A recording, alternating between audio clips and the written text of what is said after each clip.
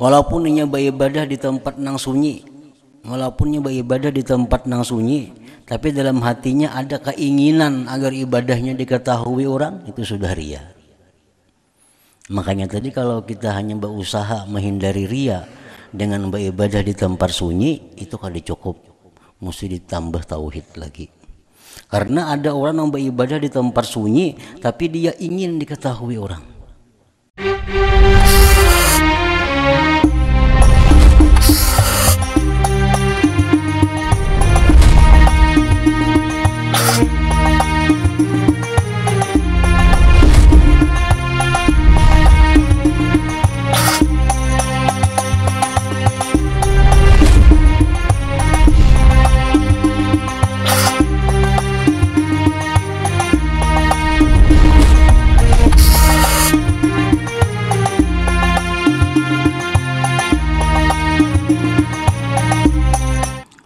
Bismillahirrahmanirrahim.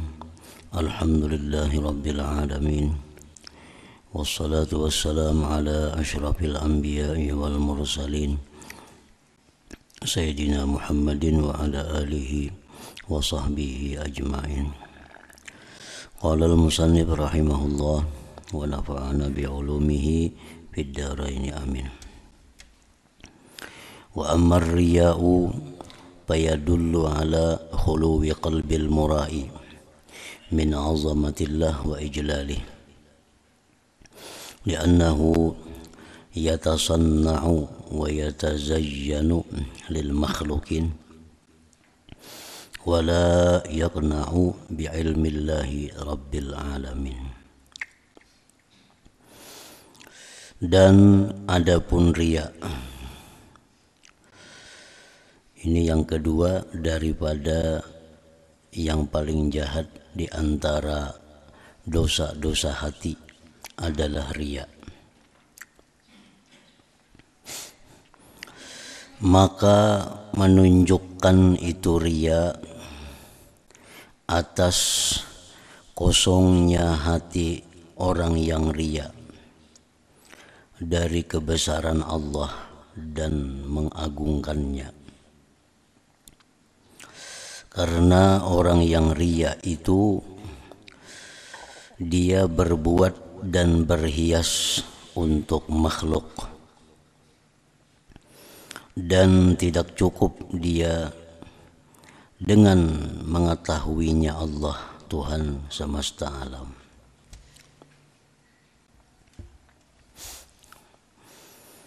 Jadi riya itu adalah himpunan daripada 3 perkara. Yang pertama, murai, orang yang riya. Murai, orang yang riya. Yang kedua, mura'a bihi, yang diriakan dengannya. Yang ketiga, mura'a ilai, yang diriakan kepadanya. Murai itu orang yang riya, orang yang mencari perhatian, orang yang mencari perhatian. Sedangkan mura'a bihi, yang diriakan dengannya itu adalah ibadah. Yang ketiga, mura'a ilaih, yang diriakan kepadanya itu adalah makhluk. Bila terhimpun 3 hal itu, maka disebut riya.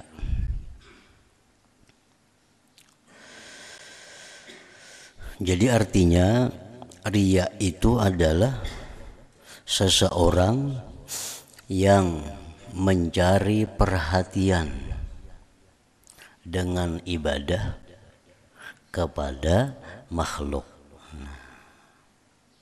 Orang yang mencari perhatian dengan ibadah kepada makhluk, itu riya.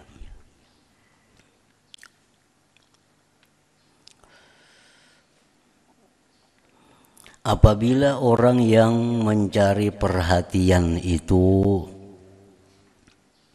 kepada makhluk tetapi bukan dengan ibadah, maka itu tidak dinamakan riya yang tercela ini. Dia mencari perhatian kepada makhluk tetapi dengan yang bukan ibadah. Nah, contoh yang pertama adalah orang yang mencari perhatian dengan ibadah kepada makhluk. Contohnya orang yang sembahyang. Nah, sembahyang itu adalah ibadah. Nah, lalu sembahyang itu ngarannya mura'abihi, yang diriakan dengannya. Lalu dia itu mencari perhatian kepada makhluk dengan sembahyang. Nah, itu disebut adalah riya. Dia mencari perhatian dengan sedekah kepada makhluk. Itu riya. Orang yang mencari perhatian dengan menuntut ilmu kepada makhluk. Nah, itu adalah riya. Orang yang berpakaian serba kusut, serba lusuh, mencari perhatian kepada makhluk, nah maka itu adalah riya. Ini berpakaian dengan pakaian yang lusuh, pakaian yang usang, agar diperhatikan orang bahwa dia itu orang yang tidak tahu dunia, diperhatikan orang agar dia termasuk orang yang zuhud, dianggap orang. Nah, itu adalah riya.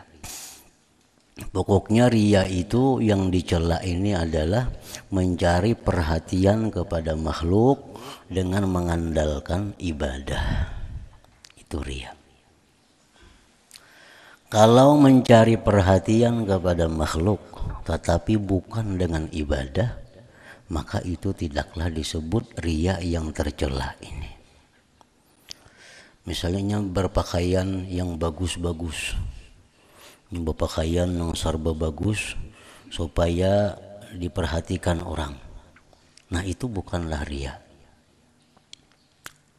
Dia berdandan, dia berhias dengan macam-macam perhiasan agar dia dinilai orang yang bagus rupanya umpamanya. Nah, itu kada termasuk riya. Orang yang memakai pakaian kebesarannya dengan pangkat dan kedudukannya, misal orang ini memakai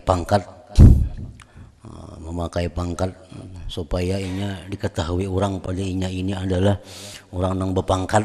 Nah, itu kada riya, itu bukan riya, karena yang diandalkannya itu adalah bukan ibadah. Tapi kalau dia bersedekah supaya dianggap orang bahwa dia itu pemurah, nah ini adalah riya. Dia sembahyang supaya dianggap orang bahwa dia itu ahli ibadah, nah ini adalah riya.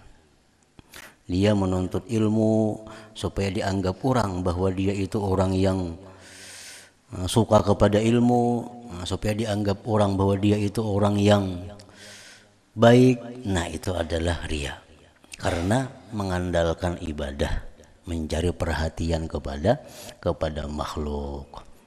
Namun inya berhias beraksi supaya padakan orang bungas, itu kada riya itu, karena yang diandalkannya bukan ibadah. Dia berpakaian serba larang, berpakaian serba bagus supaya dianggap orangnya itu orang sugih. Nah, itu ada riya itu. Kada riya. Karena yang diandalkannya itu bukan ibadah. Jadi riya ini artinya adalah orang yang mencari perhatian kepada makhluk dengan mengandalkan ibadah. Nah, itu riya. Riya ini di dalam sebutan lain disebut asyirkul asgar, syirik yang kecil. Yang paling aku takutkan kepada umatku, ujar Nabi, adalah syirik yang kecil ini. Kenapa disebut syirik kecil? Kalau orang menyembah berhala, menyembah patung, itu disebut syirik besar. Nah, orang yang beribadah tapi bukan karena Allah disebut syirik kecil. Nah, kenapa disebut syirik kecil? Karena orang ini secara zahir dia beribadah, tetapi hatinya bukan kepada Allah. Kalau syirik besar itu kedua-duanya, badannya bukan kepada Allah, hatinya bukan kepada Allah. Ada syirik kecil ini, badannya adalah beribadah tapi hatinya kepada makhluk. Nah, itu disebut syirik kecil. Orang yang riya itu menunjukkan atas kosongnya hati orang yang riya daripada kebesaran Allah dan mengagungkan Allah. Artinya orang yang riya itu di dalam hatinya kadada menganggap bahwa Allah itu melihat. Nah, orang yang riya itu dia menganggap bahwa Allah itu kadang mengetahui. Orang yang riya itu dia menganggap bahwa Allah itu kadang menilai, Allah kadang mengawasi. Buktinya dia mencari perhatian kepada makhluk. Nah, jadi kosong hatinya orang yang riya itu daripada kebesaran Allah, daripada membesarkan Allah. Jakanya dalam hatinya itu bahwa Allah tuh maha melihat, dalam hatinya itu Allah maha mengetahui, dalam hatinya itu Allah maha mendengar, dalam hatinya itu ada Allah maha mengawasi, maka tentu dia kadang mencari perhatian kepada manusia. Allah itu berkehendak, Allah itu yang berkuasa, Allah itu yang bisa berbuat segalanya. Nah, jakanya macam itu dalam hatinya, tentu inya kada mau riya itu. Kenapa inya riya? Karena dia menganggap bahwa manusia itu bisa memberi manfaat kepadanya. Kenapa inya riya? Karena dia menganggap bahwa manusia itu bisa menghindarkan kemudaratan kepada dirinya. Nah, lalu timbul riya di situ. Intinya orang yang riya itu orang yang tauhidnya lemah. Orang yang riya itu orang yang tauhidnya lemah. Jika tauhidnya kuat dalam hatinya bahwa Allah itu yang bisa berbuat, Allah itu yang bisa berkehendak, Allah itu yang maha mengawasi, Allah yang maha melihat, Allah yang maha mendengar, Allah maha mengetahui, Allah bisa berbuat apa yang dia kehendaki. Jika dalam hatinya kuat dan demikian, tentu ibadah itu ditujukannya kepada Allah, bukan kepada makhluk. Nah, jadi karena lemahnya tauhid itu menyebabkan datangnya riya ini. Karena lemahnya tauhid, dia menganggap bahwa makhluk ini bisa memberi manfaat kepadanya, dia menganggap bahwa makhluk ini bisa menolak mudarat kepada dirinya, lalu inya beribadah cari perhatian kepada makhluk. Li'annahu yatasanna'u, karena orang yang riya itu berbuat, wa yatazayyanu, dia berhias, lil makhlukin, untuk makhluk. Wala yaqna'u, dan dia tidak cukup, dia kadang merasa cukup, kadang merasa puas dengan tahunya Allah. Nya kada cukup Allah lagi saya kung nang tahu, mesti sealamanan maka tahu pada inya itu sembahyang. Inya kada cukup Allah aja nang melihat inya sembahyang, mesti sealamanan orang melihat inya sembahyang. Inya kada merasa cukup bahwa Allah aja nang tahu inya bersedekah, mesti diumumkan maka supaya orang tahu inya bersedekah. Nah, inya kada merasa cukup dengan tahunya Allah, dia kada merasa cukup dengan penglihatan Allah, kada merasa cukup dengan pengawasan Allah. Wala yaqna'u bi ilmillahi rabbil alamin, dan dia tidak merasa cukup dengan mengetahuinya Allah, Tuhan semesta alam. Jadi menghindarkan riya ini antara lain adalah dengan membiasakan diri, melatih diri melakukan ibadah-ibadah itu secara sembunyi. Nah, ini obat untuk menghindari riya itu.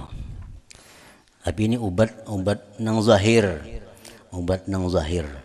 Mengusahakan agar ibadah-ibadah itu dilakukan di tempat nang kada diketahui orang.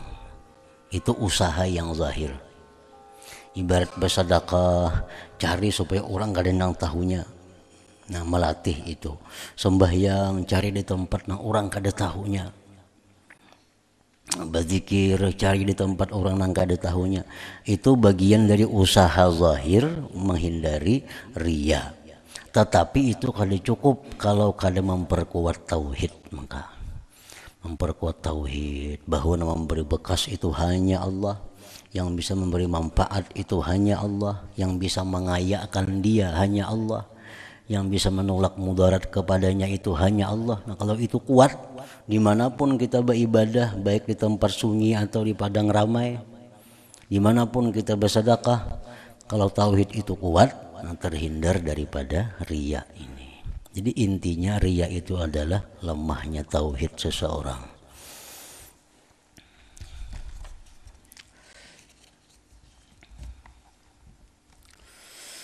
Wa man 'amila shalihat wa ahabba ay ya'rifahu an-nas bidzalik liyu'azzimuhu wa yastani'u ilaihi al-ma'ruf bahwa mura'in jahilun ragibun fid dunia. Barang siapa yang beramal saleh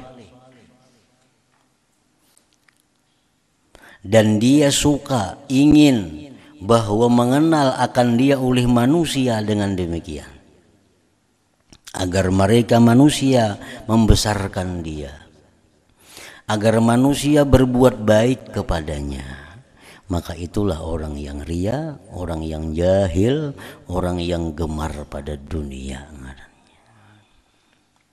Nah, jadi waman amilas salihat, barang siapa yang beramal salihat, itu beramal salihat, ibadah tadi.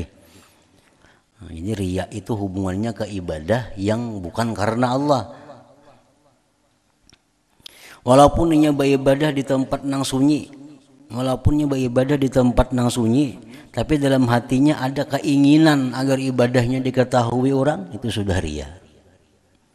Makanya tadi kalau kita hanya berusaha menghindari riya dengan beribadah di tempat sunyi, itu kada cukup, mesti ditambah tauhid lagi. Karena ada orang yang beribadah di tempat sunyi tapi dia ingin diketahui orang.